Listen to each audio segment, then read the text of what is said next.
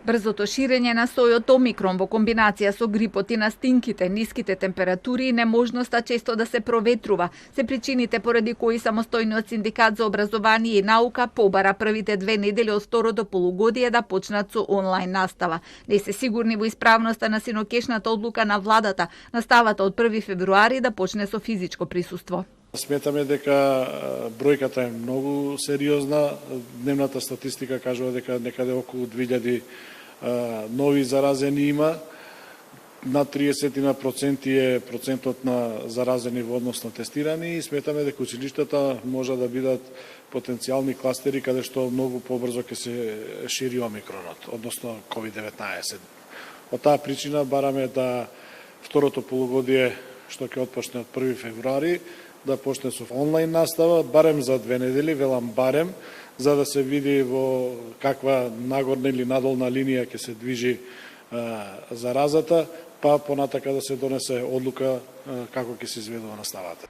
Од ЦОНК се свесни дека овој начин на настава е потежок, но засега го сметаат за побезбеден. Наставниците велат се веќе обучени, а на учениците им е познат начинот на функционирање. Реагираат и дека никој од владата никогаш не ги консултира околу носењето на мерки, иако се најголем представник на образовните и културни работници во државата. Сметаат дека имаат право, но и обврска да ги кажат своите ставови и да дадат придонес кон надминување на неповолната здравствена ситуација во државата. Но Министерството и владата и овој пат нема да излезат во пресред на нивното барање. Сите одлуки околу наставата во услови на пандемија се носат врз основа на препораките кои МОН и владата ги добиваат од Комисијата за заразни болести, како тело задолжено за сите мерки за спречување на ширењето на заразната пандемија од COVID-19, земајќи ги при тоа предвид и препораките на УНИЦЕФ.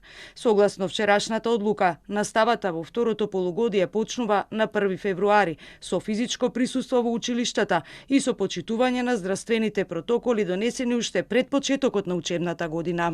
Според податоците кои МОН ги собира на дневно ниво од сите училишта до крајот на првото полугодие, процентот на нови позитивни случаи не се зголемувал повеќе од 0,03%, а активни случаи со COVID-19 кај учениците со физичко присуство во првото полугодие не надминал 0,3%.